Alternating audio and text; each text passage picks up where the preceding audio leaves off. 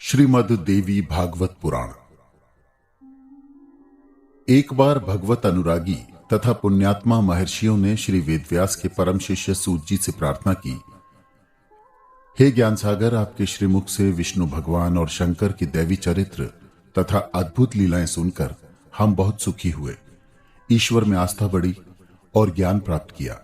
अब कृपा कर मानव जाति को समस्त सुखों को उपलब्ध कराने वाले, आत्मिक शक्ति देने वाले तथा भोग और मोक्ष प्रदान करने वाले पवित्रतम पुराण आख्यान सुनाकर अनुग्रहित कीजिए।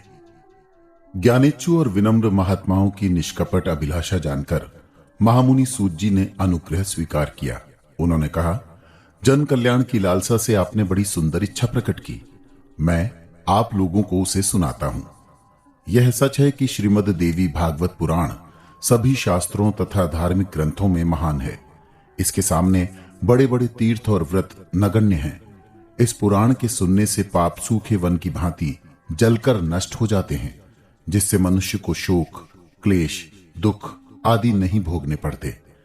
जिस प्रकार सूर्य के प्रकाश के सामने अंधकार छंट जाता है, उसी प्रकार भागवत पुराण के श्रवण से मनुष्य के सभी कष्ट, व्याधियां और संकोच समाप्त हो जाते हैं। महात्माओं ने सूत जी से भागवत पुराण के संबंध में ये जिज्ञासाएं रखी। 1. पवित्र श्रीमद् देवी भागवत पुराण का आविर्भाव कब हुआ? 2. इसके पठन पाठन का समय क्या है? 3. इसके श्रवण पठन से किन किन कामनाओं की पूर्ति होती है? 4. सर्वप्रथम इसका श्रवण किसने किया? 5. इसके पारायण की विधि क्या है? श्रीमद् देवी भागवत पुराण का आविर्भाव। महर्षि पाराशर और देवी सत्यवती के संयोग से श्री नारायण के अंशावतार देव व्यास जी का जन्म हुआ। व्यास जी ने अपने समय और समाज की स्थिति पहचानते हुए वेदों को 4 भागों में विभक्त किया और अपने 4 पटु शिष्यों को उनका बोध कराया। इसके पश्चात वेदाध्ययन के अधिकार से वंचित नर नारियों तथा मंदबुद्धियों के कल्याण के लिए 18 पुराणों की रचना की, ताकि वे भी धर्म पालन में समर्थ हो सकें। सूत जी ने कहा, महात्मन, गुरुजी के आदेशानुसार 17 पुराणों के प्रसार एवं प्रचार का दायित्व मुझ पर आया, किंतु भोग और मोक्षदाता भागवत पुराण स्वयं गुरुजी ने जन्मेजय को सुनाया। आप जानते हैं, जन्मेजय के पिता राजा परीक्षित को तक्षक सर्प ने डस लिया था और राजा ने अपनी आत्मा के कल्याण के लिए श्रीमद् देवी भागवत पुराण का श्रवण किया था। राजा ने 9 दिन निरंतर लोकमाता भगवती दुर्गा की पूजा आराधना की तथा मुनि वेदव्यास के मुख से लोकमाता की महिमा से पूर्ण भागवत पुराण का श्रवण किया। इसके फलस्वरूप मां ने उन्हें दर्शन दिए। अपने पूज्य पिता की सद्गति को देखकर जहां राजा जन्मेजय प्रसन्न हुए, वहां उन्होंने श्री वेदव्यास से पुराणों में श्रेष्ठ और धर्म, अर्थ, काम एवं मोक्ष प्रदान करने वाले श्रीमद् देवी भागवत पुराण को सुनाने की विनती की। पारायण का उपयुक्त समय। सूत जी बोले, देवी भागवत की कथा श्रवण से भक्तों और श्रद्धालु श्रोताओं को रिद्धि सिद्धि की प्राप्ति होती है। मात्र क्षण भर के कथा श्रवण से भी देवी के भक्तों को कभी कष्ट नहीं होता। सभी तीर्थों और व्रतों का फल देवी भागवत के एक बार के श्रवण मात्र से प्राप्त हो जाता है। सतयुग, त्रेता तथा द्वापर में तो मनुष्य के लिए अनेक धर्म कर्म हैं, किंतु कलयुग में तो पुराण सुनने के अतिरिक्त कोई अन्य धार्मिक आचरण नहीं है। कलयुग के धर्म कर्महीन तथा आचारहीन मनुष्यों के कल्याण के लिए ही श्री व्यास जी ने पुराण अमृत की सृष्टि की थी। देवी पुराण के श्रवण के लिए यों तो सभी समय फलदायी है, किंतु फिर भी आश्विन, चैत्र, मार्गशीर्ष तथा आषाढ़ मासों एवं दोनों नवरात्रों में पुराण के श्रवण से विशेष पुण्य होता है। वास्तव में यह पुराण नवान यज्ञ है, जो सभी पुण्य कर्मों में सर्वोपरि एवं निश्चित फलदायक है।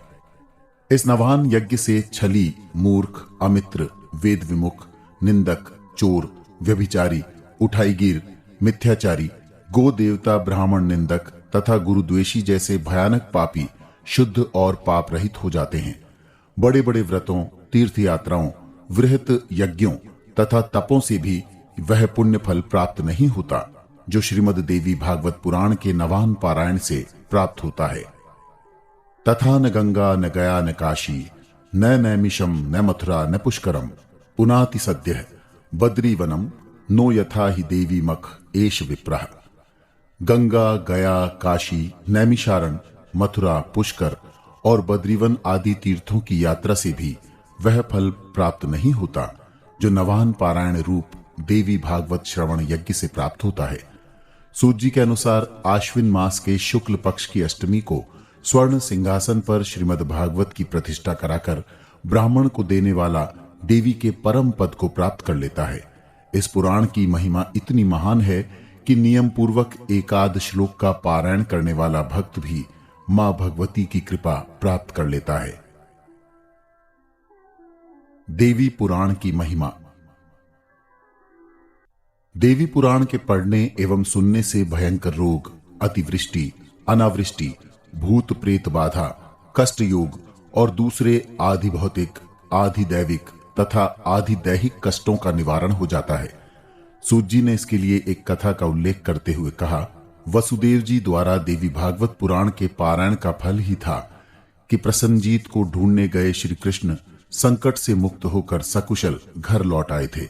इस पुराण की श्रवण से दरिद्र धनी, रोगी निरोगी तथा पुत्रहीन स्त्री पुत्रवती हो जाती है।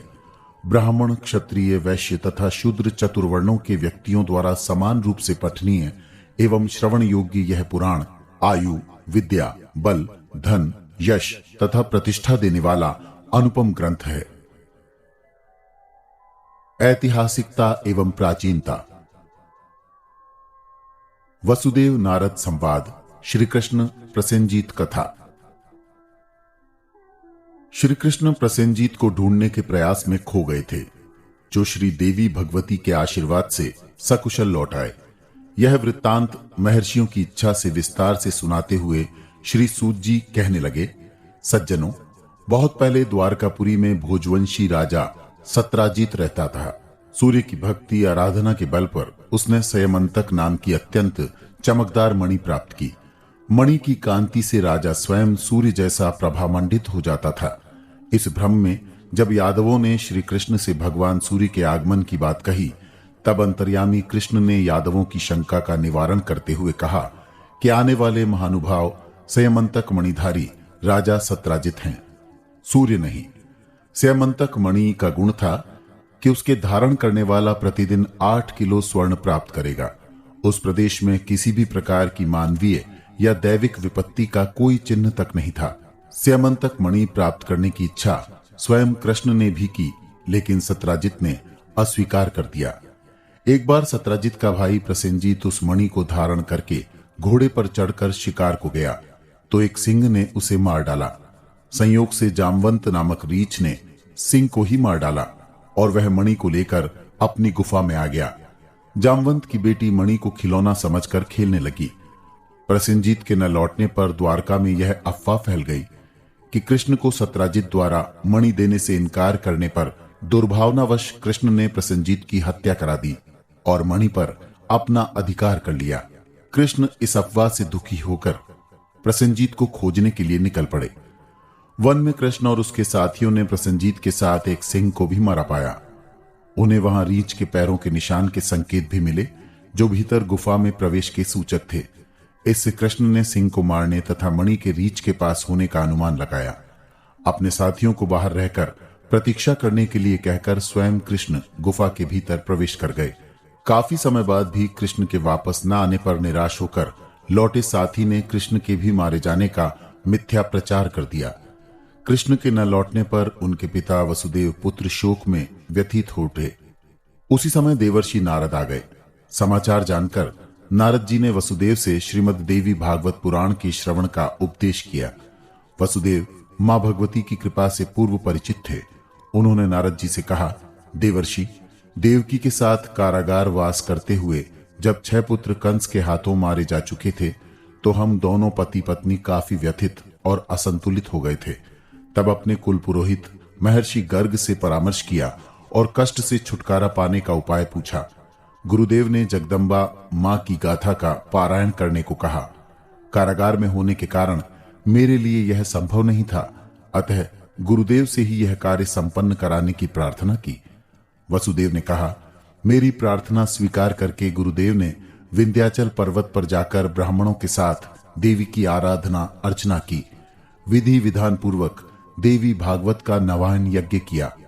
अनुष्ठान पूर्ण होने पर गुरुदेव ने मुझे इसकी सूचना देते हुए कहा, देवी ने प्रसन्न होकर यह आकाशवाणी की है, मेरी प्रेरणा से स्वयं विष्णु पृथ्वी के कष्ट निवारण हेतु वसुदेव देवकी के घर अवतार लेंगे। वसुदेव को चाहिए कि उस बालक को गोकुल ग्राम के नंद यशोदा के घर पहुंचा दे और उसी समय उत्पन्न यशोदा की बालिका को लाकर 8वीं संतान के रूप में कंस को सौंप दे। कंस यथावत बालिका को धरती पर पटक देगा। वह बालिका कंस के हाथ से तत्काल छूटकर दिव्य शरीर धारण कर मेरे ही अंश रूप से लोक कल्याण के लिए विंध्याचल पर्वत पर वास करेगी। गर्ग मुनि के द्वारा इस अनुष्ठान फल को सुनकर मैंने प्रसन्नता व्यक्त करते हुए आगे घटी घटनाएं मुनि के कथनानुसार पूरी की और कृष्ण की रक्षा की। यह विवरण सुनाकर वसुदेव नारद जी से कहने लगे, मुनिवर, सौभाग्य से आपका आगमन मेरे लिए शुभ है, अतः आप ही मुझे देवी भागवत पुराण की कथा सुनाकर उपकृत करें। वसुदेव के कहने पर नारद ने अनुग्रह करते हुए नवान पारायण किया। वसुदेव ने 9वें दिन कथा समाप्ति पर नारद जी की पूजा अर्चना की। भगवती मां की माया से श्री कृष्ण जब गुफा में प्रविष्ट हुए तो उन्होंने एक बालिका को मणि से खेलते देखा। जैसे ही कृष्ण ने बालक से मणि ली तो बालिका रो उठी। बालिका के रोने की आवाज सुनकर जामवंत वहां आ पहुंचा तथा कृष्ण से युद्ध करने लगा। दोनों में 27 दिन तक युद्ध चलता रहा। देवी की कृपा से जामवंत लगातार कमजोर पड़ता गया तथा श्री कृष्ण शक्ति संपन्न होते गए। अंत में उन्होंने जामवंत को पराजित कर दिया। भगवती की कृपा से जामवंत को पूर्व स्मृति हो आई।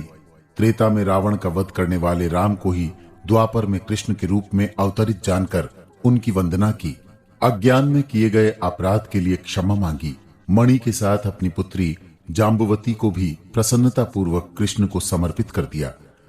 मथुरा में कथा के समाप्त होने के बाद वसुदेव ब्राह्मण भोज के बाद आशीर्वाद ले रहे थे। उसी समय कृष्ण मणि और जाम्बवती के साथ वहां पहुंच गए। कृष्ण को वहां देखकर सभी की प्रसन्नता की कोई सीमा न रही। भगवती का आभार प्रकट करते हुए वसुदेव देवकी ने श्री कृष्ण का अश्रुपूरित नेत्रों से स्वागत किया। वसुदेव को सफल काम बनाकर नारद देवलोक वापस लौट गए। अगस्त्य स्कंद संवाद। श्री सूत जी ने जगदम्बा भगवती देवी की महिमा का एक अन्य आख्यान सुनाते हुए कहा, तपस्वी मुनियों, अगस्त्य मुनि ने एक बार कार्तिकेय स्कंद के श्रीमुख से शास्त्र चर्चाएं सुनी। कुमार कार्तिकेय ने वाराणसी, मणिकर्णिका, गंगादि तीर्थों का महत्व विस्तार से समझाया, किंतु जब मुनि अगर को संतोष न हुआ तब कुमार से उन्होंने देवी भागवत पुराण की महिमा, उसके पारायण की विधि बताने का आग्रह किया। स्कंद जी ने अगस्त्य मुनि से जगदम्बा मां की अपरंपार महिमा को व्यक्ति की सामर्थ्य से परे कहते हुए देवी की महिमा से संबंधित एक आख्यान सुनाया। सुद्युम्न के पुंसत्व प्राप्ति की कथा। विवस्वान के पुत्र श्राद्धदेव निसंतान थे। श्राद्धदेव ने मुनि वशिष्ठ के परामर्श से पुत्रेष्टि यज्ञ किया। यज्ञ करते हुए पुत्र की प्राप्ति के लिए प्रार्थना करते समय उनके मुख से पुत्रो दीयताम के स्थान पर पुत्री दीयताम निकल गया, जिसके फलस्वरूप श्राद्धदेव के घर इला नामक कन्या ने जन्म लिया। राजा श्राद्धदेव ने तब गुरु वशिष्ठ के पास जाकर प्रार्थना के पलट जाने और पुत्री इला को किसी प्रकार पुरुषत्व प्राप्त कराने की प्रार्थना की। मुनि वशिष्ठ ने इला को ही अपने तप के बल पर पुंसत्व प्रदान करते हुए सुद्युम्न रूप में परिणत कर दिया। युवा सुद्युम्न एक बार आखेट करते समय एक वन से दूसरे वन में जाता हुआ रास्ता भूलकर भटकते हुए उस वन प्रदेश में जा पहुंचा, जिसे भगवान शिव ने पार्वती के साथ निशंक रमण के लिए सुरक्षित घोषित कर रखा था। पार्वती की इच्छा से उस वन में कोई भी अन्य पुरुष प्रवेश नहीं कर सकता था। प्रवेश की अनधिकार चेष्टा करने वाले को स्त्रीत्व में परिणत हो जाने का शापमय विधान था। अतः जैसे ही सुद्युम्न वहां पहुंचा, शाप के अनुसार वह उसके संगी साथी और अश्व स्त्री रूप में परिवर्तित हो गए। स्त्री रूप में भटकता सुद्युम्न एक बार महात्मा बुद्ध के आश्रम में पहुंचा तो दोनों एक दूसरे के रूप पर मुग्ध हो गए। सुद्युम्न ने बुद्ध से गर्भ धारण किया तथा यथा समय पुरुरवा नामक पुत्र का जन्म हुआ। बुद्ध के आश्रम में रहते हुए सुद्युम्न को अपने पूर्व जीवन का वृत्त स्मरण हो आया। वह अपने कुलगुरु वशिष्ठ के पास आया। वशिष्ठ ने शिष्य सम यजमान के कष्ट को अनुभव करते हुए पुनः पुंसत्व के लिए शिव की स्तुति की। शंकर ने प्रसन्न होकर वशिष्ठ को बताया कि सुद्युम्न 1 मास स्त्री 1 मास पुरुष बनकर रहेगा। तब वशिष्ठ जी ने देवी जगदम्बा भगवती की आराधना की। भगवती ने प्रसन्न होकर वशिष्ठ से सुद्युम्न के घर जाकर उनकी पूजा करने का उपदेश किया। सुद्युम्न के लिए नवान यज्ञ का अनुष्ठान करने के लिए कहा। भगवती को शीश नवाते हुए और उनकी कृपा से कृतार्थ वशिष्ठ मुनि ने सुद्युम्न के घर आकर आश्विन शुक्ल पक्ष में राजा द्वारा भगवती पूजन और श्रीमद् भागवत पुराण का नवान यज्ञ का अनुष्ठान संपन्न कराया। इस अनुष्ठान से देवी ने प्रसन्न होकर सुद्युम्न को पुनः पुरुष बना दिया। इसके पश्चात वशिष्ठ जी ने ही सुखमन का राज्याभिषेक कराया। देवी भागवत की श्रवण विधि। आगत मुनियों को यह कथा सुनाते हुए सूत जी बोले, श्रद्धालु ऋषियों, कथा श्रवण के लिए श्रद्धालु जनों को शुभ मुहूर्त निकालने के लिए किसी ज्योतिर्विद से सलाह लेनी चाहिए या फिर नवरात्रों में ही यह कथा श्रवण उपयुक्त है। इस अनुष्ठान की सूचना विवाह के समान ही अपने सभी बंधु बांधवों, सगे संबंधियों, परिचितों, ब्राह्मण, क्षत्रियों, वैश्यों, शूद्रों एवं स्त्रियों को भी आमंत्रित करना चाहिए। जो जितना अधिक समय श्रवण में दे सके उतना अवश्य दे। सभी आगंतुकों का स्वागत सत्कार आयोजक का धर्म है। कथा स्थल को गोबर से लीपकर एक मंडप और उसके ऊपर एक गुंबद के आकार का चंदोवा लटकाकर इसके ऊपर देवी चित्र युक्त ध्वजा फहरा देनी चाहिए। कथा सुनाने के लिए सदाचारी, कर्मकांडी, निर्लोभी कुशल उपदेशक को ही नियुक्त करना चाहिए। प्रातःकाल स्नान आदि से निवृत्त होकर स्वच्छ वस्त्र धारण कर कलश की स्थापना करनी चाहिए। गणेश, नवग्रह, योगिनी, मातृका, क्षेत्रपाल, बटुक, तुलसी, विष्णु तथा शंकर आदि की पूजा करके भगवती दुर्गा की आराधना करनी चाहिए। देवी की षोडशोपचार पूजा अर्चना करके देवी भागवत ग्रंथ की पूजा करनी चाहिए तथा देवी यज्ञ निर्दिष्ट समाप्त होने की अभ्यर्थना करनी चाहिए। प्रदक्षिणा और नमस्कार करते हुए देवी की स्तुति प्रारंभ करनी चाहिए। तत्पश्चात ध्यानावस्थित होकर देवी कथा श्रवण करनी चाहिए। कथा के श्रवण काल में श्रोता अथवा वक्ता को क्षौर कर्म नहीं करवाना चाहिए। भूमि पर शयन, ब्रह्मचर्य का पालन, सादा भोजन, संयम, शुद्ध आचरण, सत्य भाषण तथा अहिंसा का व्रत लेना चाहिए। तामस पदार्थ यथा प्याज, लहसुन, मांस, मदिरा आदि का भक्षण भी वर्जित है।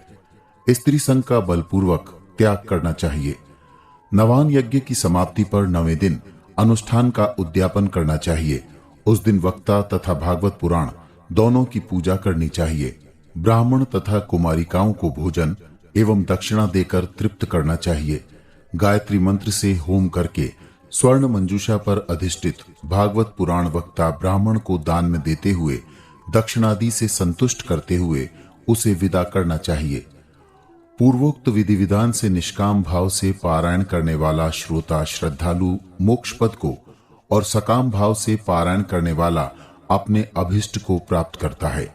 कथा श्रवण के समय किसी भी प्रकार का वार्तालाप, ध्यान भग्नता, आसन बदलने, ऊंघने तथा अश्रद्धा से बड़ी भारी हानि हो सकती है, अतः ऐसा नहीं करना चाहिए। सूत जी महाराज ने कहा, 18 पुराणों में देवी भागवत पुराण उसी प्रकार सर्वोत्तम है जिस प्रकार नदियों में गंगा, देवों में शंकर, काव्यों में रामायण, प्रकाश स्रोतों में सूर्य, शीतलता और आह्लाद में चंद्रमा, क्षमाशीलों में पृथ्वी, गंभीरता में सागर और मंत्रों में गायत्री आदि श्रेष्ठ हैं। यह पुराण श्रवण सब प्रकार के कष्टों का निवारण करके आत्म कल्याण करता है, अतः इसका पारायण सभी के लिए श्रेष्ठ एवं वरेण्य है। या देवी सर्वभूतेषु निद्रा रूपेण संस्थिता नमस्तस्यै नमस्तस्यै नमस्तस्यै नमो नमः। प्रथम स्कंध। शौनक आदि ऋषियों ने बाजसी के पटु शिष्य सूत जी से अनुनय विनय करते हुए श्रीमद् भागवत पुराण सुनाने के लिए अनुरोध किया, तो ध्यानमग्न सूत जी ने सभी पुराणों में श्रेष्ठ पुराण कहते हुए कहा कि 12 स्कंद 318 अध्याय और 18,000 श्लोक वाला यह पुराण यद्यपि सर्ग, प्रतिसर्ग, वंश, मनवंतर तथा वंशानुचरित आदि में अन्यों के समान ही है, किंतु निर्गुण, तुरीपा शक्ति, महामाया भगवती दुर्गा तथा सात्विकी, राजसी, तामसी, त्रिरूपा शक्ति का प्रतिनिधित्व करने वाली सरस्वती, महालक्ष्मी तथा महाकाली की लीलाओं के वर्णन के कारण विशिष्ट महात्म्य रखता है। प्रत्येक द्वापर में विभिन्न नामों से अवतरित होकर वेदों का विभाजन, 18 पुराणों एवं महाभारत की रचना करने वाले वेदव्यास जी ने अपने अयोनिज पुत्र परम वैरागी शुकदेव जी की उत्पत्ति पर यह रहस्यमय भागवत पुराण सुनाया था, तो श्री सूत जी को भी व्यास जी का पटु शिष्य होने के कारण यह अमृतमय वाणी श्रवण करने का सौभाग्य मिला। इस रसमय पुराण का श्रवण करने वाला प्रत्येक जन इस जन्म में सुखमय जीवन व्यतीत करता हुआ मोक्ष प्राप्त करता है। इस बात की प्रतिभूति गारंटी देते हुए ही सूत जी ने कहा, श्रद्धा से इसका पारायण श्रवण करने से श्रद्धालु जन स्वर्ग प्राप्त करते हैं। ऋषियों की जिज्ञासा को जानकर श्री सूत जी ने शुकदेव जी की उत्पत्ति कथा सुनाते हुए कहा, मुनिवर, सरस्वती नदी के तट प्रदेश पर एकांत निर्जन प्रदेश में एक बार व्यास जी ने एक दंपत्ति को अपने नव उत्पन्न पुत्र को स्नेहवश प्यार करते देखा, तो उन्हें अपना निसंतान होना अखरा। उन्हें लगा कि पुत्र ही वंश चलाने वाला, वृद्धावस्था का सहारा, मृत्युपरांत अंत्येष्टि, श्राद्ध तथा तर्पण करने वाला होता है। मनु तथा याज्ञवल्क्य आदि का यह कथन सही है कि पुत्रवान की ही मुक्ति होती है, वह ही स्वर्ग का अधिकारी होता है। पुत्रहीन सुख संपत्ति के उत्तराधिकारी के अभाव का कष्ट अनुभव करता हुआ मन में दुखी होता है, उसके प्राण माया मोह में अटके रह जाते हैं। इस चिंता के निवारण के लिए व्यास जी ने पुत्रेष्टि तप का निश्चय किया। वह सोच रहे थे कि इंद्र, वरुण, सूर्य, ब्रह्मा, शिव, विष्णु, गणेश, अग्नि या स्कंद आदि देवों में किसकी आराधना की जाए ताकि शीघ्र ही पुत्र की प्राप्ति हो सके। तभी संयोग से नारद जी का आगमन हुआ। व्यास जी ने उनका सत्कार करते हुए अपनी समस्या उनके समक्ष प्रस्तुत की। ऐसा जानकर नारद जी ने विष्णु महाराज के तप की कथा का वर्णन करते हुए कहा, एक बार विष्णु जी को तप करते देखकर ब्रह्मा जी ने उनसे प्रश्न किया था, आप ब्रह्म रूप में सृष्टि के पालन करता हैं एवं शिव रूप में संहारक हैं। आपके नाभि कमल से ही ब्रह्मा की उत्पत्ति हुई है। आप स्वयं समर्थ एवं सर्वशक्तिमान हैं, फिर इस तपस्या का प्रयोजन क्या है? ब्रह्मा जी के ऐसा पूछने पर विष्णु बोले, ब्रह्मन, यद्यपि सुर, असुर एवं मानव आदि सभी मुझे, तुम्हें एवं शिव को सृष्टि का पालक, उत्पत्तिकर्ता एवं संहारक मानते हैं, किंतु वास्तव में हम केवल निमित्त मात्र हैं। हम में विद्यमान राजसी, तामसी एवं सात्विक शक्ति का स्रोत तो कहीं अन्यत्र ही है। हम तीनों उसी शक्ति के अधीन हैं, इसके अभाव में हम प्रभावहीन हैं। विष्णु ने आगे कहा, ब्रह्मन, आप तो जानते ही हैं कि मैं पराधीन हूं। मेरा सोना, जागना, भ्रमण करना तथा दानवों का दमन करना किसी की आज्ञा से ही होता है। मैं जब भी कमजोर पड़ता हूं, वह आदि शक्ति ही मुझे सहारा देती है। मधु और कैठब दैत्यों से 5000 वर्ष तक मैं युद्ध करता रहा था, किंतु उन पर विजय प्राप्त नहीं कर सका था। उस समय जिस अज्ञात शक्ति ने मेरी सहायिका बनकर उन दुष्टों का संहार किया था, उसी को प्रसन्न करने के लिए मैं यह तप कर रहा हूं। अतः हे सत्यवती नंदन महामुनि वेदव्यास जी, मनवांछित फल प्राप्ति के लिए आपको भी उसी शक्ति की आराधना करनी चाहिए। वह जगत जननी मां भगवती आपका अभिष्ट भी शीघ्र ही पूर्ण करेगी। नारद जी को यह कथा सुनाते हुए श्री सूत जी उन श्रद्धालु ऋषियों से बोले, हे मुनि प्रवर, भगवती जगदम्बा ब्रह्मा, विष्णु, महेश से भी ऊपर सर्वोच्च शक्तिमयी हैं। एक बार राक्षसों से 10,000 वर्ष पर्यंत युद्ध करते हुए विष्णु भगवान थक कर एक सुरम्य स्थान पर पद्मासन लगाकर विश्राम करने लगे। अकस्मात उन्हें नींद आ गई। दूसरी ओर विष्णु जी को यज्ञ के लिए यज्ञाधिपति बनाने के उद्देश्य से ब्रह्मा, शिव एवं इंद्रादि देव उन्हें आमंत्रित करने के लिए बैकुंठ पधारे। बैकुंठ में विष्णु जी को न पाकर आचार्य बृहस्पति ने योग बल से ज्ञात किया तो पता चला कि सुरम्य स्थान पर वे निद्रा मग्न हैं। सभी देव समुदाय वहां पहुंच गया, किंतु प्रगाढ़ निद्रा से उन्हें जगाने का साहस वे नहीं कर सके। देवताओं की चिंता को देखकर ब्रह्मा जी ने दीमक की रचना की, जिसे आदेश दिया कि वह विष्णु जी के धनुष के ऊपरी सिरे को खा ले, ताकि प्रत्यंचा टूटने के शोर से विष्णु की नींद टूट जाए।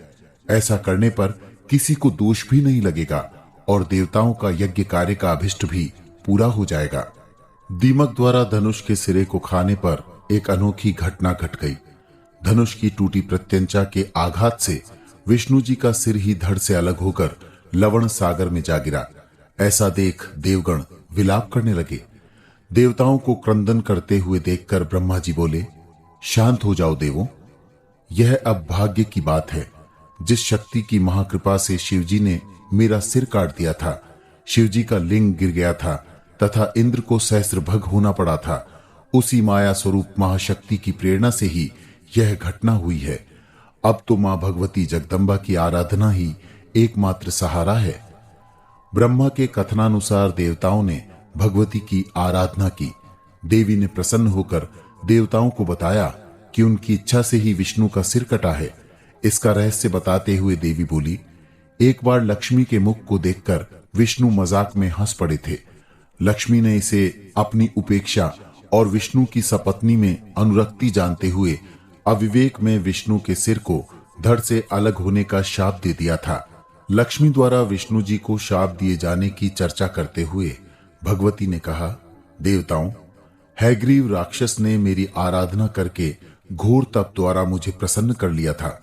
वरदान स्वरूप उसने अमरता की कामना की, लेकिन मृत्यु प्राणी मात्र के लिए अवश्यंभावी है, अतः यह संभव नहीं हो सका। तो उसने हय घोड़ा की ग्रीवाधारी व्यक्ति से भिन्न किसी भी अन्य व्यक्ति से न मारा जा सकने वाला वरदान पा लिया। तब से उसने पृथ्वी पर भयानक कोहराम मचा रखा है।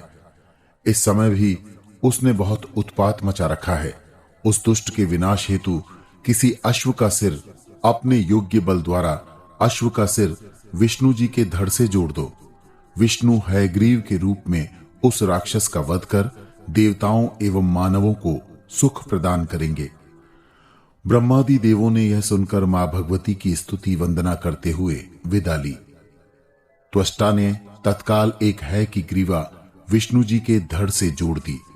ऐसे रूपधारी भगवान विष्णु ने भगवती की कृपा से देवताओं एवं मानवों का अनिष्ट करने वाले मदांध राक्षस का नाश किया। भगवती के ही एक अन्य वृत्तांत द्वारा मां भगवती के वैशिष्ट्य का उदाहरण देते हुए नारद जी व्यास जी से बोले, सत्यवती नंदन, बहुत पहले प्रलय के पश्चात जब भगवान क्षीर सागर में शेषशय्या पर सो गए तो उनके कर्णमल से मधु एवं कैठव नाम के दो दैत्यों का जन्म हुआ। समुद्र में उत्पन्न वे राक्षस समुद्र में ही आगे बढ़ते चले गए। यात्रा पथ पर बढ़ते हुए दोनों ने यह विचार करते हुए कि कारण के बिना कार्य तथा आधार के बिना आधेय नहीं होता है, इस दृष्टि से अपनी उत्पत्ति के कारण को जानना चाहा। मधु ने कैठव से जल के आधार पृथ्वी को अपना आधार बताते हुए उसे ही अपनी मां स्वीकार कर लिया। इसी समय आकाशवाणी सुनकर तत्वबोध के लिए उन्होंने तपस्या प्रारंभ कर दी। पूरे वर्ष भर अन्न जल ग्रहण किए बिना इंद्रिय संयम एवं एकाग्रता से मां भगवती का आराधन किया। मां ने अपनी तपस्या से प्रसन्न होकर उन्हें मांगने पर अपनी इच्छा से मरने का वरदान दे दिया। अब वे देवों एवं दैत्यों से अजेय हो गए। इसी प्रकार अजेय हुए मधु और कैटभ दैत्यों ने सागर में उत्पात मचा दिया। पद्मासन पर बैठे ब्रह्मा को ही उनकी सामर्थ्य को ललकारते हुए युद्ध की चुनौती दे डाली और कहा कि यह पद्म वीरों के लिए है, कायरों के लिए नहीं। या तो युद्ध करो या यह पदम छोड़ो। ब्रह्मा जी ऐसा देखकर कोई समाधान न मिल पाने पर विष्णु की शरण में गए। विष्णु उस समय निद्रा में लीन थे। उन्हें जगाने के उनके सारे प्रयास निष्फल होने पर ब्रह्मा जी ने अनुभव किया, निद्रा विष्णु जी के अधीन नहीं, वरन विष्णु जी ही निद्रा के अधीन हैं। अतः उन्हें जगाने के लिए योग निद्रा की स्तुति ही श्रेयस्कर समझी। ऐसा समझकर ब्रह्मा जी देवी की स्तुति करने लगे। हे माता भगवती, तुम्हारी माया अपरंपार है। इसका भेद तो वेद ज्ञानी विद्वान तो क्या, स्वयं प्रभु वेद विष्णु शिव तथा इंद्रादि देव भी नहीं जान सकते। तुम्हारी महिमा अवर्णनीय है।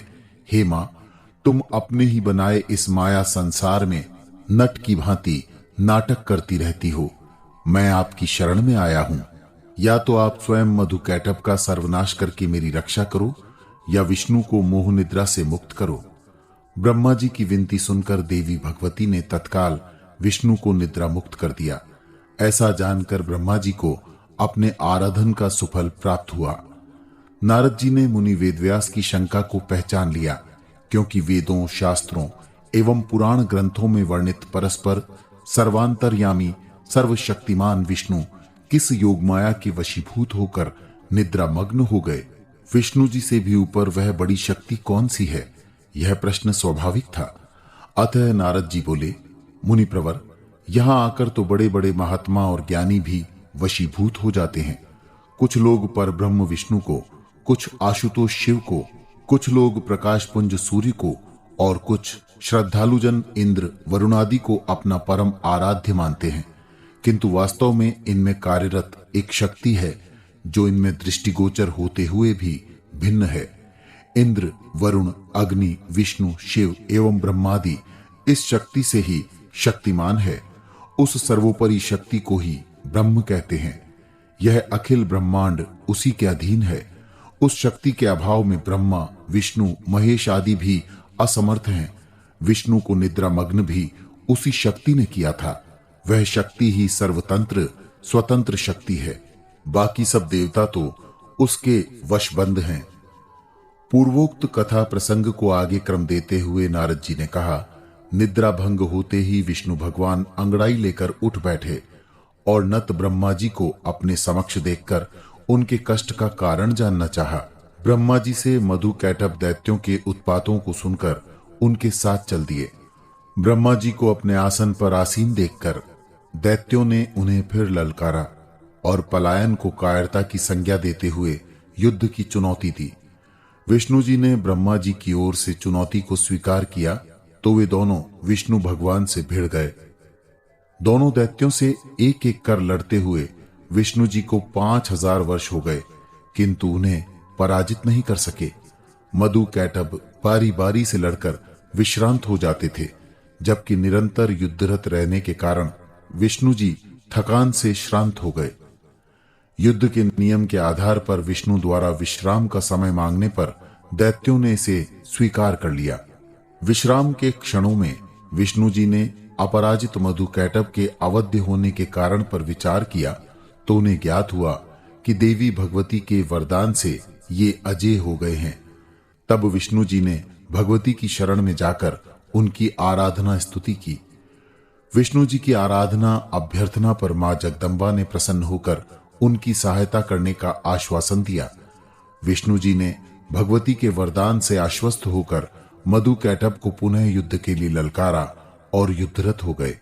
युद्ध में पुनः श्रांत हो जाने पर भगवती का स्मरण किया तो देखते क्या है, सामने एक अनिद्य रूपवती सुंदरता की आगार परम लावण्यमयी रमणी वहां उपस्थित है और दोनों दैत्य युद्ध विमुख होकर उस सुंदरी के रूप रस का पान करने में संलग्न हैं। दैत्यों को इस प्रकार कामासक्त देखकर विष्णु जी ने उन्हें युद्ध के लिए ललकारा तो उन काम पिपासु युद्ध से विमुख दैत्यों ने उस ओर ध्यान ही नहीं दिया। तब भगवान विष्णु ने संतोष की सांस लेते हुए दैत्यों से प्रसन्न होकर उन्हें वरदान मांगने के लिए कहा। रूप मोहिनी में मदोन्मत्त राक्षसों ने यह कहते हुए कि हम याचक नहीं हैं, विष्णु जी का प्रस्ताव ठुकरा दिया और अपनी ओर से विष्णु जी से मनवांछित वर मांगने के लिए कहा। विष्णु भगवान ने अवसर का लाभ उठाते हुए उनकी मृत्यु की विधि पूछते हुए प्रश्न किया कि वे कैसे मर सकते हैं।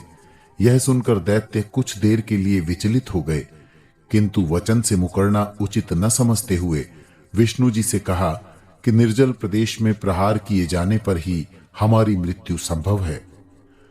मधु कैटभ के मुख से ऐसा सुनते हुए विष्णु जी ने अपने घुटने को जल से ऊपर उठाकर जैसे निर्जल कर दिया। उस निर्जल वन प्रदेश समान घुटने पर ही दोनों दैत्यों को रखकर जो ही विष्णु जी उनका वध करने को उद्यत हुए, तैसे ही अपनी दानवी शक्ति द्वारा दैत्यों ने अपने शरीर को इतना विस्तार दे दिया कि विष्णु जी द्वारा निर्मित जलहीन प्रदेश जलमय हो गया। यह देखकर मायापति विष्णु ने दानवों के शरीर के अनुपात में ही घुटने का विस्तार कर लिया। फलस्वरूप दैत्यों का शरीर निर्जल प्रदेश पर ही बना रहा और विष्णु जी ने उन दोनों दानवों का अपने चक्र से शिरच्छेद कर डाला। इतना कहकर श्रद्धालु मुनि महात्माओं से सूत जी बोले, साधुजनों, नारद जी के मुख से देवी भगवती की श्रेष्ठता एवं सर्वोपरिता की चर्चा सुनकर महर्षि वेदव्यास जी ने सुमेरु पर्वत पर जाकर महामाया भगवती का ध्यान और अर्चना प्रारंभ कर दी। शिव और शिवा की भक्ति में व्यास जी ने 100 वर्ष निराहार व्यतीत कर दिए। ऐसा घोर तप करते हुए व्यास जी की जटाएं भूरी एवं शरीर कृश हो गया। अंततः व्यास जी का कर्म सफल हो गया। भगवान शंकर ने प्रसन्न होकर दर्शन दिए एवं तेजस्वी तथा ज्ञानवान और लोकप्रिय पुत्र होने का आशीर्वचन भी दिया। अपनी तपस्या का सुफल पाकर व्यास जी अपने आश्रम में लौट आए। आश्रम में यज्ञ करने की इच्छा से व्यास जी ने अरणि मंथन द्वारा अग्नि प्रकट करने का उपक्रम प्रारंभ किया। यज्ञ के बीच ही उन्हें विचार आया कि पत्नी के अभाव में पुत्र प्राप्ति कैसे संभव होगी। पत्नी के रूप में मैं कोई कुलीन एवं रूप गुण संपन्न स्त्री कहां से लाऊं। व्यास जी ऐसा सोच ही रहे थे कि आकाश मार्ग से उन्होंने एक रूपसी अप्सरा धृताची को आते देखा।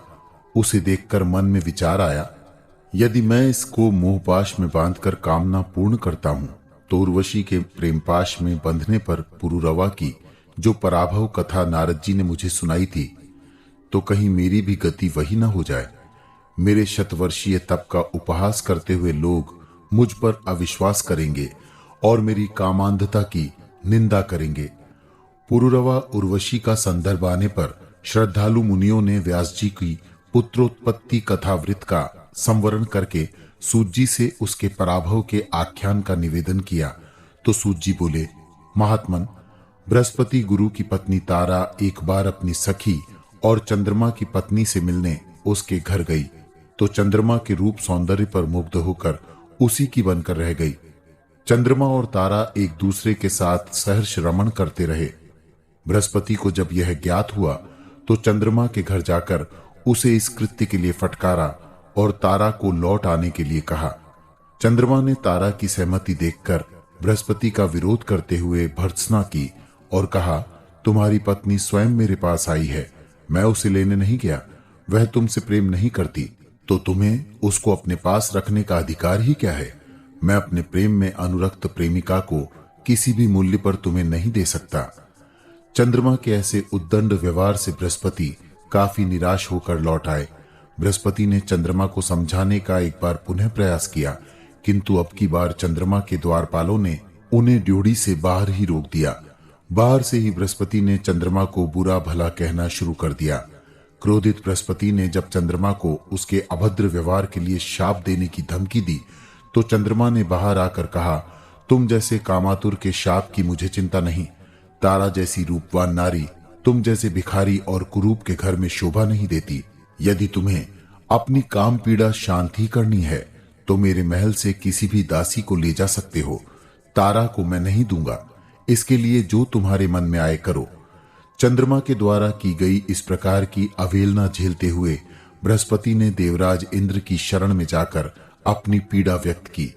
इंद्र ने बृहस्पति को हर संभव प्रयास करने का आश्वासन देते हुए उन्हें संतुष्ट कर लौटा दिया। देवराज इंद्र ने चंद्रमा के पास अपने दूत द्वारा समस्या के समाधान के लिए सूचना भिजवाई, लेकिन चंद्रमा ने इंद्र पर स्वयं परस्त्रीगामी होने का दोष लगाते हुए उनका संदेश ठुकरा दिया। इंद्र ने युद्ध का निश्चय किया। शुक्राचार्य ने चंद्रमा को अपने निश्चय पर अडिग रहने का परामर्श दिया तथा मंत्र तंत्र शक्ति से उसका सहयोग करने का वचन दिया। शुक्राचार्य के प्रभाव से शिवजी ने भी चंद्रमा का ही पक्ष लिया। इंद्र ने चंद्रमा पर आक्रमण कर दिया। दोनों पक्षों में भयंकर युद्ध छिड़ गया। यह विनाश लीला देखकर ब्रह्मा जी ने बीच में पड़कर चंद्रमा को बृहस्पति की पत्नी तारा को वापस लौटा देने का आदेश दिया। उन्होंने चंद्रमा को चेतावनी देते हुए कहा, यदि इसमें अवज्ञा हुई तो वह विष्णु द्वारा चंद्रमा का सर्वनाश करा देंगे। चंद्रमा के पक्षधर शुक्राचार्य की भी ब्रह्मा जी ने काफी भर्त्सना की। अब शुक्राचार्य ने विषय को उलझता जानकर चंद्रमा को परामर्श दिया कि ब्रह्मा जी का आदेश मानने में ही गति है। इस प्रकार एक भयानक टकराव बचा।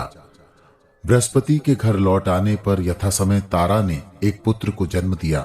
बृहस्पति ने उसे अपना पुत्र जानकर ही उसके नामकरण एवं जातकर्म संस्कार कराए। चंद्रमा को जब पुत्र की सूचना मिली तो उसे अपने वीर से उत्पन्न कहते हुए उसने बृहस्पति से अपने पुत्र की मांग की। बृहस्पति ने इनकार कर दिया। इस प्रकार पुनः संघर्ष की स्थिति बन गई।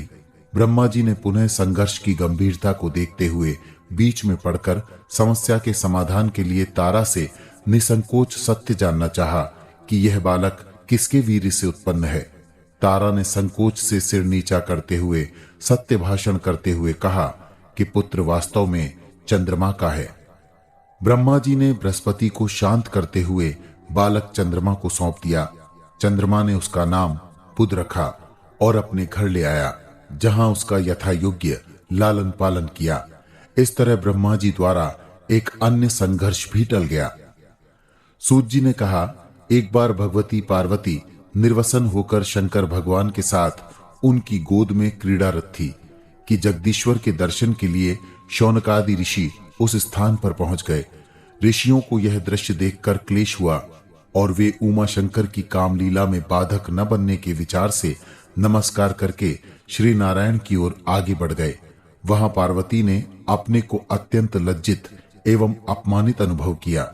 अपनी प्रिया उमा को इस प्रकार व्यथित देखकर भगवान शिव ने उनके संतोष के लिए अपने निवास के चारों ओर के कांस के वन प्रदेश को विजित क्षेत्र घोषित कर दिया।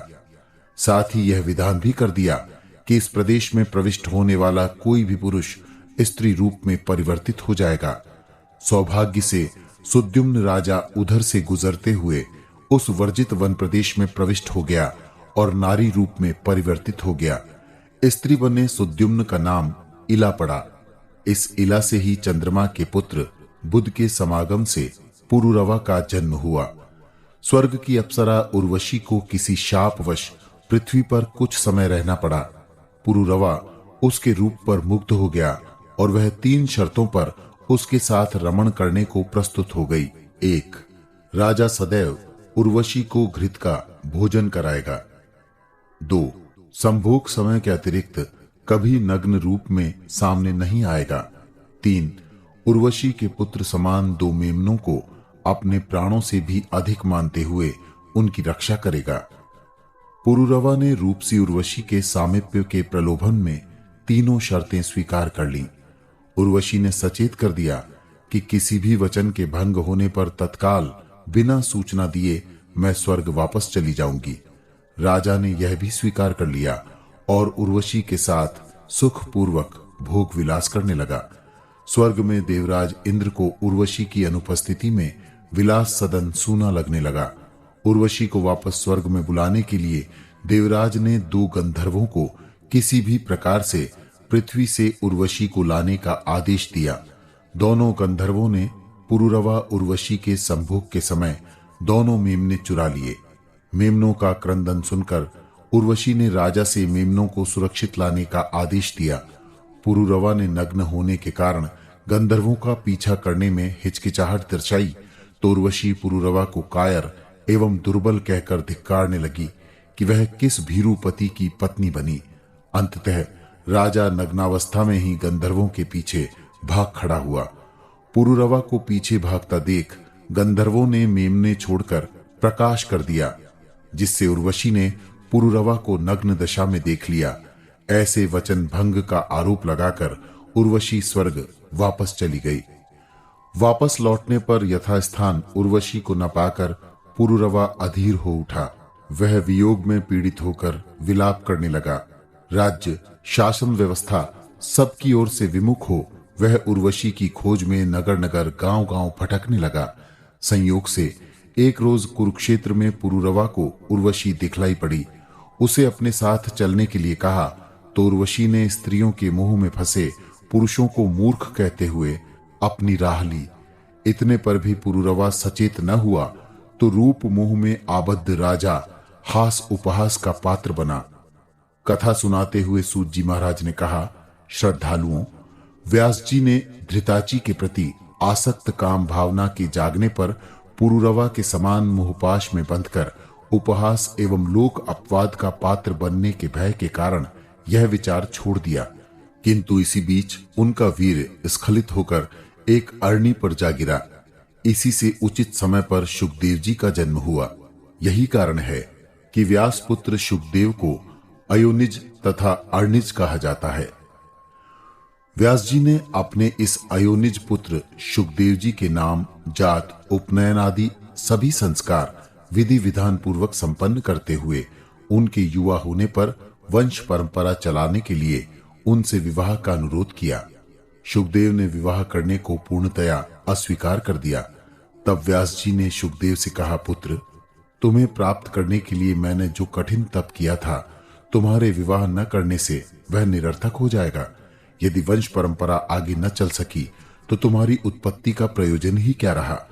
किंतु शुकदेव के दृढ़ मन पर उसका विशेष प्रभाव नहीं हुआ, क्योंकि उनकी दृष्टि में धन, ऐश्वर्य, नारी एवं संतान, दुख और कष्टों तथा क्लेश का ही घर था। इसलिए गृहस्थाश्रम उनके लिए अवांछनीय था। इस पर महर्षि व्यास शुकदेव जी को लक्ष्मी नारायण, गौरी शंकर तथा शची एवं इंद्र के उदाहरण देते हुए लोक मर्यादा का पालन करने का अनुरोध किया। शुकदेव को वेदशास्त्र निपुण पिता के इस प्रकार के अनुरोध पर आश्चर्य हुआ, क्योंकि वह जानते थे कि इंद्र, शिव तथा विष्णु भी गृहस्थों के रूप में कष्ट में ही है। व्यास जी से उन्होंने कहा कि पिता का कर्तव्य है पुत्र को सुपथगामी बनाना एवं उनकी हित कामना करना, न कि कर्तव्य से विचलित करना। शुकदेव बोले, मुझे आश्चर्य है जब पिता पुत्र के भौतिक और अज्ञानमूलक संबंध होते हैं, और आप यह भी जानते हैं और परम सौभाग्य की बात भी है कि भारतवर्ष में और फिर ब्राह्मण कुल में जन्म ही बड़ा दुर्लभ है। तब फिर मैं ऐसे दुर्लभ जीवन को वासनाओं में क्यों विनष्ट करूं। शुकदेव जी ने संन्यास लेने के अपने अटल निश्चय से व्यास जी को अवगत कराते हुए कहा, यदि आप मेरे हितैषी हैं तो मुझे सार तत्व ज्ञान का उपदेश कीजिए। शुकदेव जी के मुख से ऐसे वचन सुनकर व्यास जी बोले, सौभाग्यशाली, यदि तुम्हारा यह विचार इतना ही दृढ़ है तो फिर आज तक अप्रकाशित परम रहस्यमय तत्व ज्ञान का सार श्रीमद देवी भागवत पुराण सुनो। इस पुराण के सुनने मात्र से ही मानव को सत्य असत्य का विवेक हो जाता है। अतः तुम ध्यान मग्न होकर सुनो। एक बार बाल रूप विष्णु वट पत्र पर सोते हुए सोचने लगे कि मुझे इस अवस्था तक किसने पहुंचाया और किसकी शक्ति व कृपा से मैं सर्वज्ञ बना हूं। तब भगवती ने अर्ध पंक्ति में उन्हें इस रहस्य से परिचित कराया कि यह सब मेरा ही प्रताप है, मुझसे भिन्न कुछ नहीं। पहले से परिचित ये स्वर सुनकर विष्णु ऐसा कहने वाले वक्ता के दर्शन के लिए उत्सुक हुए। विष्णु की ऐसी उत्सुकता देखकर अपने चतुर्भुज रूप में दिव्य सज्जा से सज्जित भगवती प्रभु के समक्ष प्रकट हो गई। अपने सम्मुख भगवती को देखकर विष्णु जी आश्चर्यचकित रह गए। वह सम्मोहित होते हुए भी भ्रमित से होकर सोचने लगे, यह स्वप्न है या सत्य। ऐसे एकांत जल प्रदेश में वट वृक्ष की उत्पत्ति कैसे संभव हो सकी। किस भाग्यशाली ने मुझे यहां बाल रूप में सुला दिया और कैसे भगवती के दर्शन हुए एवं अब मुझे क्या करना चाहिए।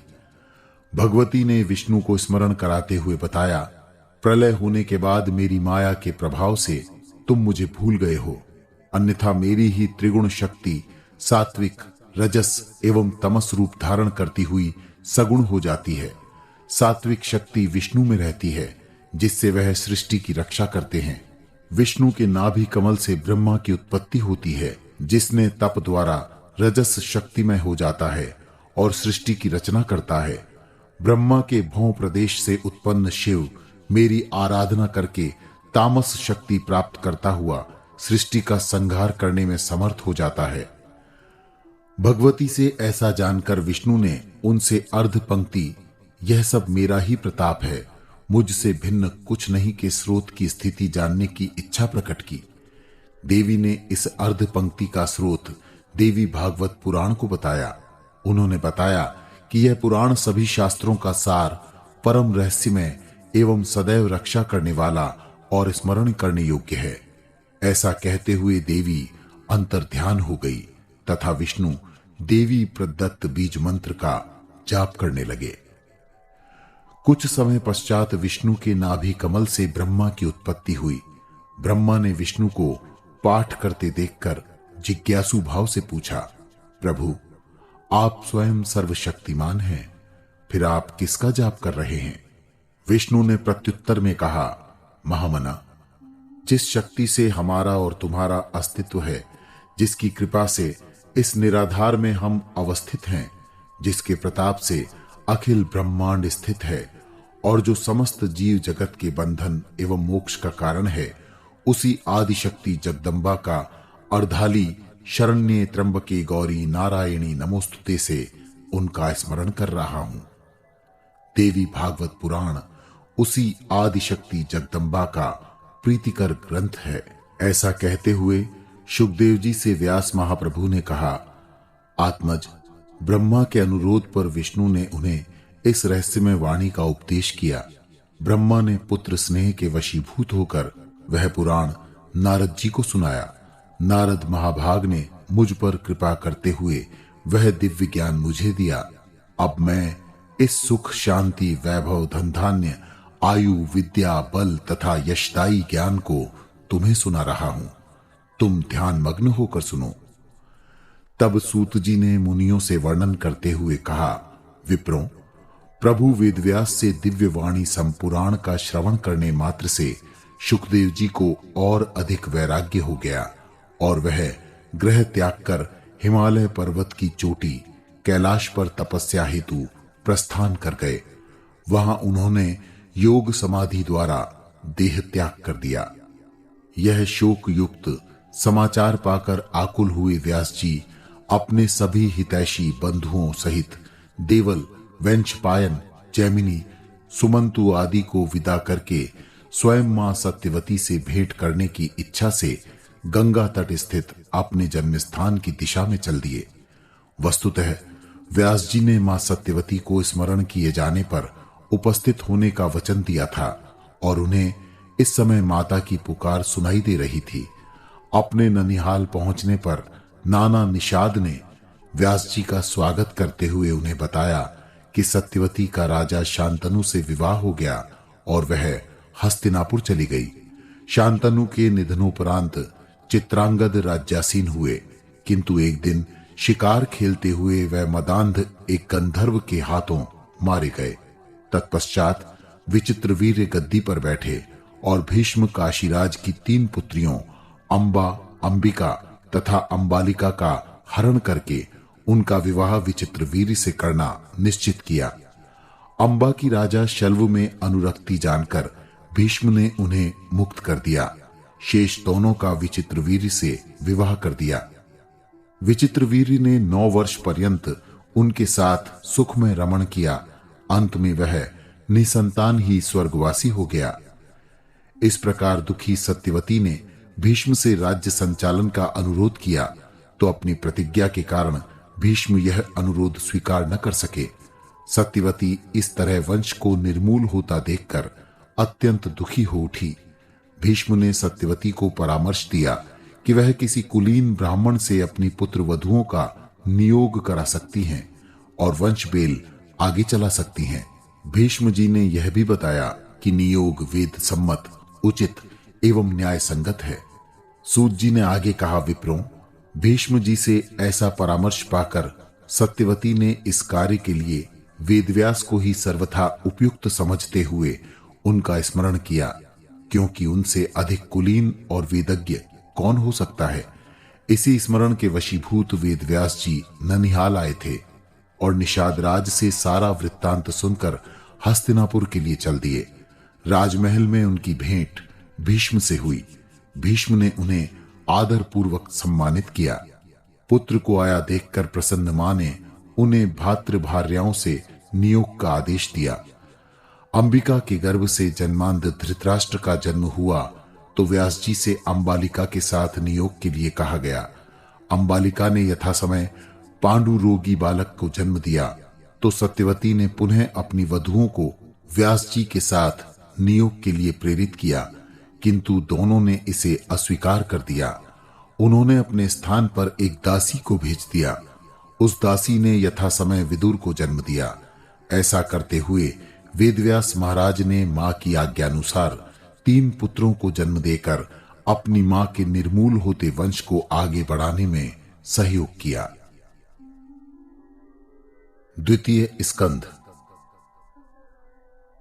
सूत जी से पूर्वोक्त वृत्तांत सुनकर ऋषियों ने शांतनु की पत्नी और चित्रांगद और विचित्रवीर्य की माता सत्यवती का वेदव्यास की मां होने के रहस्योद्घाटन की इच्छा प्रकट की तो सूत जी बोले, चेदी देश में उपरीचर नामक राजा अत्यंत धार्मिक वृत्ति का तथा तपस्वी एवं ब्राह्मणोपासक था। उसकी पत्नी गिरिका अत्यंत सुंदर थी, जिसके 5 तेजस्वी पुत्र थे। एक बार आखेट करते समय राजा को अपनी प्रिया की इतनी अधिक याद आई कि उसे वीर्य स्खलन का अनुभव हुआ। राजा ने वीर्य को नष्ट होने से बचाने के लिए एक बाज द्वारा दोने में रख करके रानी के पास ले जाने का आदेश दिया, जिसे वह अपनी योनि में स्थापित करके गर्भ धारण कर ले। बाज द्वारा ले जाया गया वह वीर्य किसी पक्षी द्वारा मांसपिंड के भ्रम में झपट्टा मारने के कारण नदी में गिर पड़ा। इसी समय अद्रिका नाम की अप्सरा जल क्रीड़ा करते समय तपस्यारत ब्राह्मण पर कामासक्त हो गई तथा तृप्ति के लिए उसके साथ रमण का आग्रह करने लगी। अप्सरा द्वारा ब्राह्मण के चरण स्पर्श कर उसे मोहित करने के प्रयास पर ध्यान भंग ऋषि ने क्रोधवश उसे मत्स्या हो जाने का श्राप दे दिया। अप्सरा के निवेदन पर ऋषि ने ही मानव संततियों को जन्म देने के पश्चात मत्स्य योनि से उद्धार का रास्ता बता दिया। बाज की चोंच से छूटा दोना जैसे ही नदी में गिरा, वीर्य नदी जल में बहने लगा और उस अप्सरा मत्स्या ने उसे पी लिया। वह गर्भवती हो गई। 10 मास पश्चात मछेरे ने पकड़कर जब उसे चीरा तो 2 मनुष्य आकृतियां देखकर वह स्तंभित रह गया। मछेरे ने दोनों बालक राजा को सौंप दिए। इनमें एक बालक तथा एक बालिका थी। बालक का पालन राजा ने किया तथा बालिका मछेरे को दे दी गई। यह बालिका ही बड़ी होकर मत्स्यगंधा के नाम से अपने पिता के कार्य में सहयोग करने लगी। तीर्थाटन को आए मुनि पाराशर ने एक बार यमुना तट पार करने के लिए जब नाविक से कहा तो भोजन करते नाविक ने मुनि को सच्चरित्र जानकर बालिका मत्स्यगंधा से उन्हें पार कराने को कह दिया। नाव में बैठे पाराशर मुनि सुंदरी मत्स्यगंधा के रूप पर मुग्ध होकर उससे प्रणय निवेदन करने लगे। बालिका ने ऋषि मर्यादा, तप और कुलशील स्वाध्याय का स्मरण कराते हुए उन्हें काफी सतर्क किया, किंतु कामोत्तेजित मुनि ने उसे अंक में ले लिया। नदी पार पहुंचने पर बालिका मत्स्यगंधा ने मुनि से अपने दुर्गंधमय होने तथा समरूप वालों से संयोग को उचित कहा तो मुनि ने अपने तप के प्रभाव से मत्स्यगंधा को सुवासिनी बना दिया। अब भी मत्स्यगंधा ने दिवस काल में लोगों के देखते भोग विलास को पशुवृत्ति और निर्लज्जता कहते हुए रात्रि तक प्रतीक्षा के लिए कहा तो ऋषि ने तप से घने कोहरे का जाला बुन दिया। कामोत्तेजित पाराशर मुनि से बालिका ने कहा, मुनिवर, आप तो मेरा भोग कर विदा हो जाएंगे, किंतु मैं आपके गर्भ को लेकर कैसे समाज का सामना कर सकूंगी और मेरा भविष्य क्या होगा।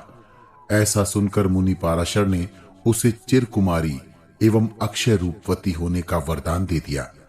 मुनि ने कहा, अनिंद्य सुंदरी एवं रूपसी अप्सराओं के प्रति काम को जीतने वाला मैं सौभाग्य से तुम पर मुग्ध हो गया हूं। तुम्हारे गर्भ से एक तेजवान शिशु उत्पन्न होगा, जिसके पालन का दायित्व भी तुम्हें वहन नहीं करना पड़ेगा, तथा न इससे तुम्हारे कौमारे को क्षति पहुंचेगी। मुनि से इस प्रकार आश्वस्त हो मत्स्यगंधा ने उनके समक्ष समर्पण कर दिया। काम तृप्ति के पश्चात मुनि यमुना स्नान करके तीर्थ यात्रा को प्रस्थान कर गए। मत्स्यगंधा ने यथा समय एक सुंदर बालक को जन्म दिया, जो द्वीप पर उत्पन्न होने के कारण द्वैपायन कहलाया और उसकी जन्मदात्री मां सत्यवती कहलाई। उत्पन्न होते ही बालक ने मां से तप के लिए गमन की अनुमति मांगी तथा स्मरण करने पर उपस्थित होने का आश्वासन दिया। यही द्वैपायन वेद की शाखाओं के निर्माता होने के कारण वेद व्यास कहलाए और इस तरह सत्यवती के पुत्र कहलाए। इन्हीं वेद व्यास ने तीर्थ यात्रा, तपस्या और स्वाध्याय करते हुए प्रौढ़ता प्राप्त की। इन्हीं वेद व्यास ने वेदों का विभाजन किया, लोक कल्याण के लिए पुराण, महाभारत जैसे ग्रंथों की रचना करके शिष्यों को दीक्षित किया। इसके पश्चात सूत जी ने शांतनु से सत्यवती के विवाह का तथा भीष्म का राज्य तथा गृहस्थ से विरत होने के वृत्तांत को सुनने के जिज्ञासु मुनियों से आगे कहा। श्रद्धालुओं, इक्ष्वाकु वंश में जन्मा राजा महामिष अत्यंत धार्मिक, निष्ठावान एवं प्रजापालक तथा तेजस्वी था। राजा ने सैकड़ों अश्वमेध यज्ञ करने के फलस्वरूप स्वर्ग प्राप्त किया। एक बार देवताओं के साथ ब्रह्मा जी की सभा में वह गंगा पर मुग्ध हो गया और प्रेम दृष्टि से उसे निहारने लगा। ब्रह्मा ने महामिष की यह अशिष्टता देखकर दोनों को मृत्युलोक में जन्मने का श्राप दे दिया। फलस्वरूप यही महामिष पुरुवंश में शांतनु के नाम से पैदा हुआ और गंगा उसकी पत्नी बनी। भीष्म के जन्म का वृत्तांत सुनाते हुए सूत जी ने कहा, विप्रों, एक बार वसुगण अपनी भार्याओं सहित विचरण करते हुए वशिष्ठ मुनि के आश्रम में पहुंचे।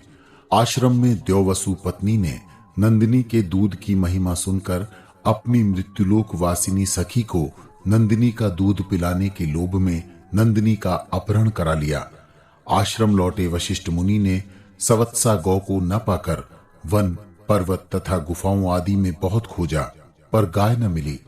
खोज से निराश होने पर तप के बल से जब सत्य जाना तो अपनी सामर्थ्य की उपेक्षा करने वाले वसुओं को पृथ्वी तल पर जन्मने का श्राप दे दिया।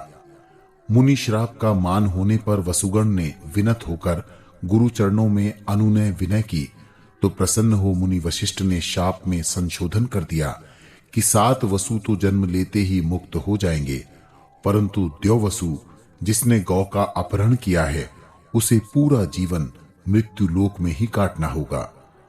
वसुओं के पूछने पर कि मुनि प्रवर, किसी मानवी के उदर में हमें अमृत भोज किस प्रकार उपलब्ध होगा, वशिष्ठ जी ने ब्रह्मा द्वारा गंगा को दिए गए शाप का रहस्य बतलाया।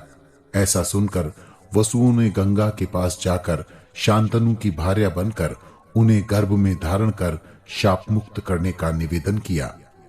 हस्तिनापुर का राजा प्रतीप एक बार नदी में स्नान कर रहा था तो एक बालिका राजा के घुटने पर आकर बैठ गई।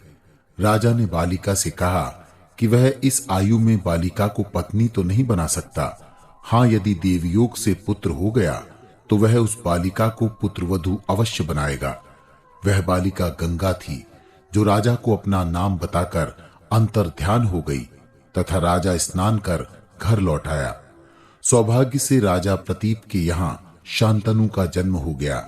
प्रतीप युवराज शांतनु को राज्य सौंपकर वन को चले गए।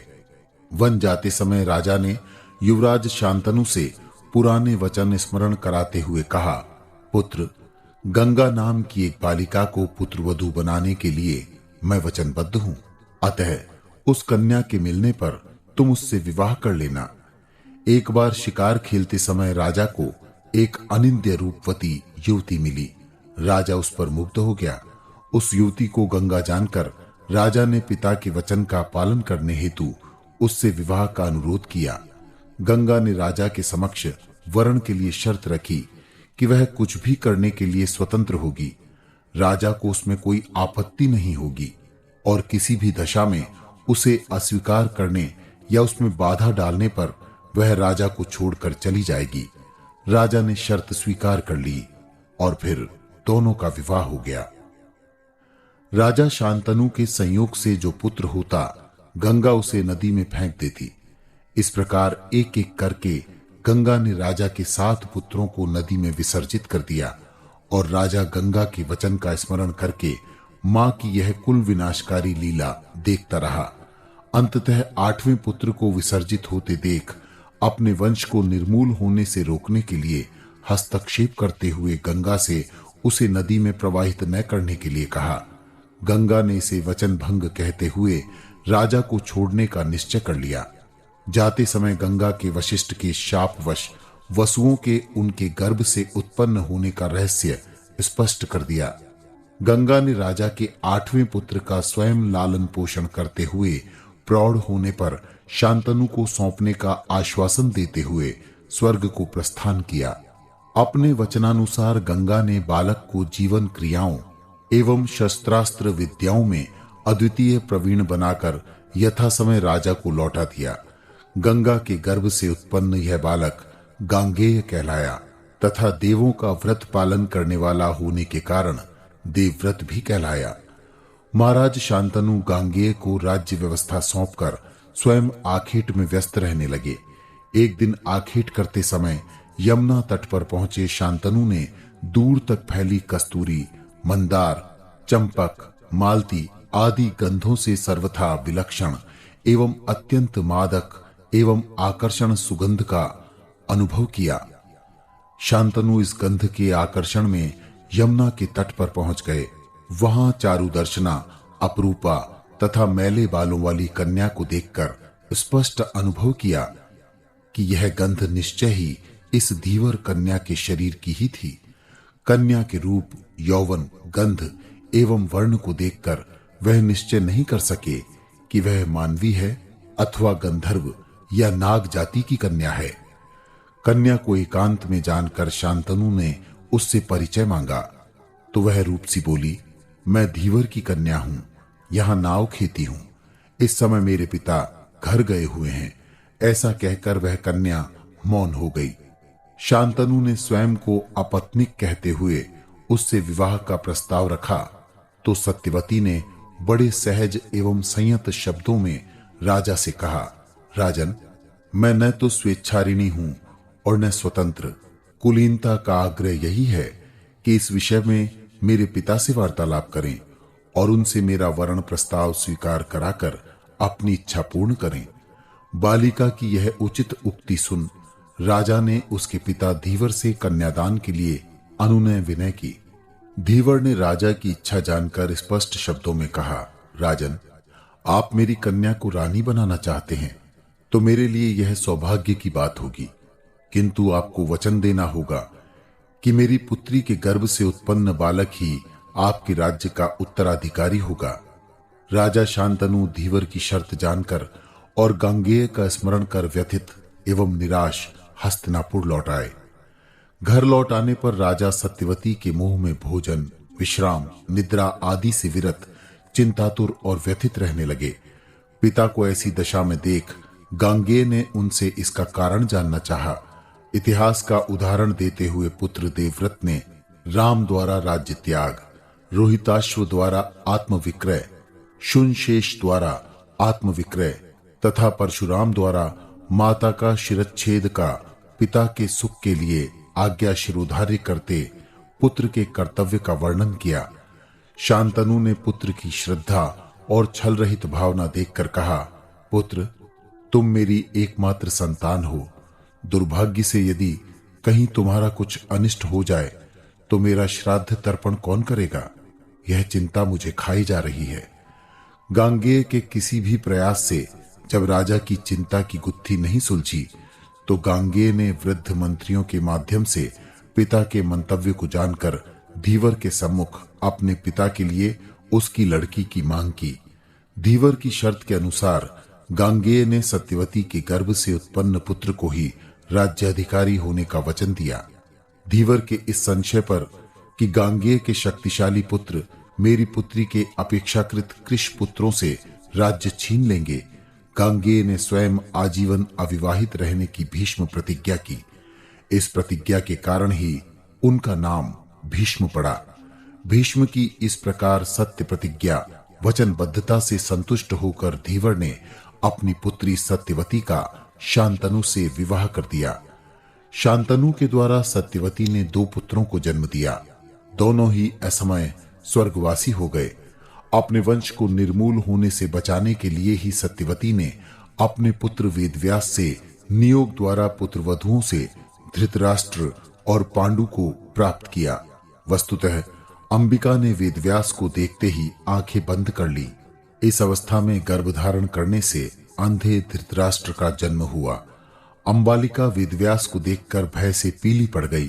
फलतः पांडु रोगग्रस्त पांडु का जन्म हुआ। दासी कामकला में निपुण थी, अतः उसने रतिक्रिया में व्यास जी को सुख दिया। फलतः गुणी विदुर उत्पन्न हुए। भीष्म ने धृतराष्ट्र के ज्येष्ठ होने पर भी उनके अंधत्व के कारण पांडु को राज्यासीन किया तथा दासी पुत्र विदुर को मंत्री बना दिया गया। धृतराष्ट्र की गांधारी और सोबली 2 स्त्रियां थी। गांधारी से 100 तथा सोबली से 1 पुत्र कांतिमान पुत्र उत्पन्न हुआ। पांडु का विवाह शौरसेन की राजकुमारी कुंती तथा मद्रकेश की पुत्री माद्री से हुआ। एक बार शिकार खेलते हुए पांडु ने एक मुनि पर मृग के भ्रम में तीर चला दिया, तो मुनि ने निरपराध पर बाण चलाने वाले राजा पर क्रुद्ध होकर उसे निसंतान रहने या संयोग सुख पाने पर मृत हो जाने का श्राप दे दिया। शापित पांडु राज विरक्त होकर आश्रमवासी होकर रहने लगा। पांडु पत्नियां भी उसके साथ ही रहने लगी। किसी कथा के प्रभाव में उसने जाना कि पुत्रहीन व्यक्ति की मुक्ति नहीं हो पाती है, अतः मनुष्य को किसी भी क्षेत्रज, अंशज, कानन प्राप्त अथवा कृत के पुत्र से पुत्रवान होना चाहिए। यह जानकर पांडु ने कुंती को किसी तपस्वी महात्मा से समागम द्वारा पुत्र प्राप्ति के लिए आदेश दिया। इसके लिए पांडु ने सुदास द्वारा वशिष्ठ से पुत्र उत्पन्न करवाने की परंपरा का उल्लेख करते हुए नियोग को दोषहीन बताया। कुंती ने ऐसा सुनकर पांडु को अपने वरदान का रहस्य बताया, जो उसको दुर्वासा मुनि द्वारा गुरुमंत्र रूप में मिला था, और इस तरह क्रम से धर्मराज द्वारा युधिष्ठिर, वायु द्वारा भीम तथा इंद्र द्वारा अर्जुन को उत्पन्न किया। इसके उपरांत पांडु ने माद्री को भी ऐसा ही आदेश दिया। माद्री की प्रार्थना पर कुंती ने उसे भी मंत्र द्वारा देवों के आह्वान का गुरुमंत्र सिखा दिया। माद्री ने अश्विनी कुमारों का आह्वान करके नकुल एवं सहदेव को जन्म दिया। इस प्रकार कुंती और माद्री ने 5 पांडवों को जन्म दिया। एक दिन माद्री की रूप सुषमा को देखकर एकांत पाकर पांडु अपना संयम खो बैठे और भोग विलास को आतुर हो गए। माद्री के रोकने पर भी कामांध पांडु ने उसे भुजपाश में दबा लिया और विषैरत हो गया। भोग में प्रवृत्त होते ही पांडु वृक्ष से टूटी शाखा की तरह निस्तेज निष्प्राण धरती पर गिर पड़ा। ऐसा देख कुंती और माद्री शोकाकुल और मूर्छित हो गई। मुनियों ने दुखी मन से पांडु की अंत्येष्टि की। माद्री ने अपने दोनों पुत्र कुंती को सौंपकर अपने पति के साथ सती हो गई। हस्तिनापुर पहुंचकर कुंती ने 5 पुत्रों की उत्पत्ति का रहस्य प्रजाजनों के समक्ष रखते हुए पति की अनुमति से ही उनके जन्म की बात कहकर साक्ष्य दिया। भीष्म पुत्रवधू कुंती को आदरपूर्वक अपने घर ले आए और विवाद शांत हो गया। कथा सूत्र को आगे बढ़ाते हुए सूत जी बोले, विप्रों, कुंती के 3 और माद्री के 2 पुत्रों ने द्रौपदी के उदर से 5 पुत्र उत्पन्न किए। अर्जुन ने कृष्ण की बहन सुभद्रा से विवाह करके अभिमन्यु जैसा पुत्र प्राप्त किया। युद्ध में द्रौपदी एवं सुभद्रा के सभी पुत्र मारे गए। उस समय अभिमन्यु की पत्नी उत्तरा गर्भवती थी, जिसने अभिमन्यु की मृत्यु के बाद मृत शिशु को जन्म दिया, जिसे कृष्ण ने जीवित कर दिया। यह बालक परीक्षित था। युधिष्ठिर के बाद यही राज्याधिकारी बना। युधिष्ठिर उसे राज्य सौंपकर अपने भाइयों तथा द्रौपदी के साथ हिमालय की ओर प्रस्थान कर गए। वहां इन सब के प्राण छूट गए। राजा परीक्षित ने लगभग 60 वर्षों तक सफल शासन चलाते हुए राज्य किया। एक बार आखेट करते समय भटकता परीक्षित दोपहर के समय एक मुनि के आश्रम में पहुंचा। वहां उसने थके होने के कारण मुनि से जल की कामना की, परंतु मुनि ध्यानावस्था में थे, अतः मौन रहे। इस पर क्रुद्ध परीक्षित ने पास ही पड़े मृत सर्प को मुनि के गले में डाल दिया। मुनि इस पर भी मौन रहे। राजा ऐसा कर वहां से अपने घर लौट आया। मुनिपुत्र को अपने पिता का यह श्रीमद् देवी भागवत पुराण अपमान सहन नहीं हुआ। उसने हाथ में जल लेकर राजा परीक्षित को शाप दिया कि 7 रात्रियों के भीतर ही तक्षक राजा को डसकर मार देगा। मुनिपुत्र के शाप की गंभीरता को जानकर राजा ने मंत्रियों से परामर्श किया। सुरक्षा के लिए 7 तल वाले भवन का निर्माण कराया। मंत्रियों सहित राजा 7वें तल में रहने लगा। सारे भवन में सर्प पकड़ने वाले मंत्र निपुण व्यक्ति तथा कुशल सैनिक तैनात कर दिए गए। इतने कड़े पहरे की व्यवस्था की गई कि वायु भी प्रविष्ट न हो सके। एक मंत्र विद्या विशारद कश्यप ने राजा परीक्षित के शाप का समाचार सुना तो बहुत से धन की कामना से वह राजा से मिलने चल दिया। मार्ग में ब्राह्मण वेशधारी तक्षक ने मुनि की आतुरता का कारण पूछा तो कश्यप ने राजा परीक्षित को तक्षक के दंश से बचाने के अपने निश्चय के बारे में उसे अवगत कराया। ब्राह्मण वेशधारी तक्षक ने ऋषि की परीक्षा हेतु समीपस्थ एक वृक्ष को ज्यों ही अपने दंश का शिकार बनाया त्यों ही वह वृक्ष जलकर राख हो गया। इधर कश्यप ने अभिमंत्रित जल से उसे पुनः हरे भरे वृक्ष में परिवर्तित कर दिया। कश्यप के इस आश्चर्यजनक चमत्कार को देखकर तक्षक स्तंभित रह गया। इस पर तक्षक ने मुनि से उनका उद्देश्य पूछा तो मुनि ने धन प्राप्ति को अपना उद्देश्य बताया। तक्षक ने उसकी इच्छानुसार स्वयं धन की अनुनय विनय की और राजा के पास न जाने का निवेदन किया। कश्यप ने राजा के जीवित करने में धन के साथ साथ यश प्राप्ति का महत्व भी बताया, लेकिन योग दृष्टि से राजा की आयु जानकर तक्षक से धन लेकर ही वापस लौटने में लाभ समझा। कश्यप मुनि अपने मंतव्य को तक्षक से ही पूरा कर लौट गए। सूत जी ने कहा, श्रद्धालुओं, ब्राह्मण वेशधारी वह तक्षक जब इंद्रप्रस्थ पहुंचा तो उसने देखा कि परीक्षित ने मृत्यु से बचने के लिए बड़ा ही सुदृढ़ प्रबंध किया है। मणि मंत्रों से अपने महल को सुरक्षित बना रखा है। इस बीच उसने देखा कि कुछ महात्मा मुनि लोग फल मोदक आदि दोने में लेकर राजा के पास जा रहे हैं तो तक्षक एक कीट के वेश में उन फलों में प्रविष्ट हो गया।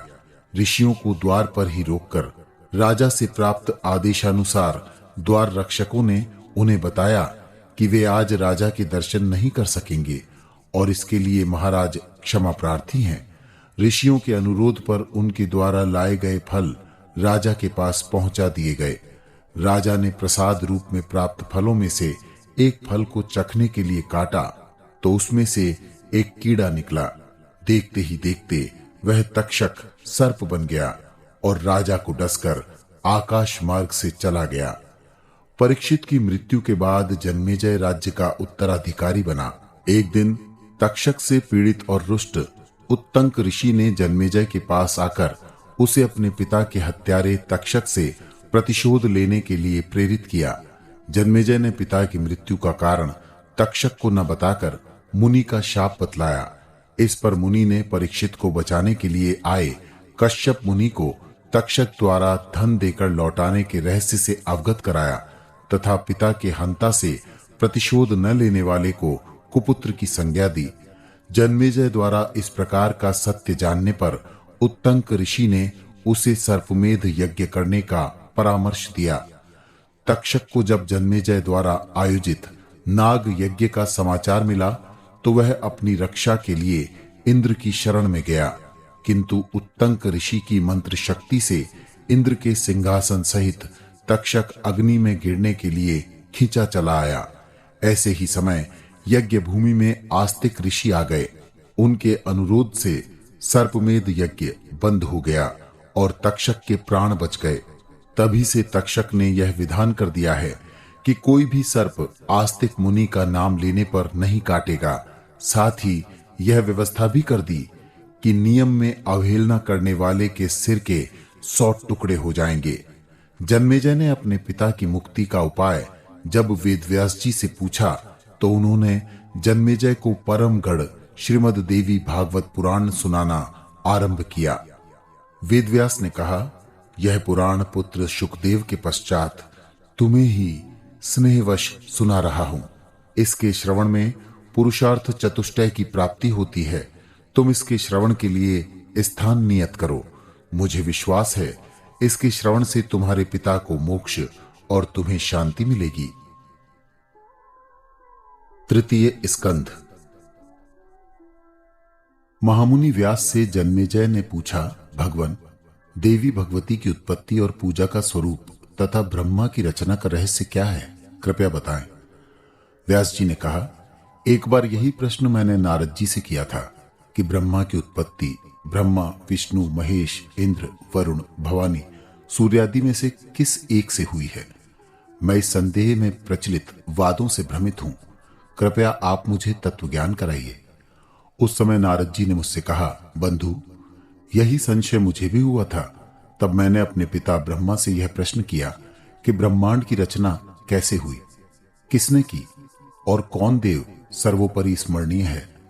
ब्रह्मा जी ने कहा, वत्स, इस प्रश्न का उत्तर तो कोई वीतराग, निर्मत्सर और निरीह महापुरुष ही दे सकता है। फिर भी तुम्हें तत्वबोध कराने का यथाशक्ति प्रयास करूंगा। एक बार पृथ्वी पर प्रलय होने पर संपूर्ण धरातल जलमग्न हो गया। एक कमल से मेरी उत्पत्ति हुई। उस समय सूर्य, चंद्र, तारा, वनस्पति एवं पर्वत आदि मुझे कुछ भी दिखलाई न दिए।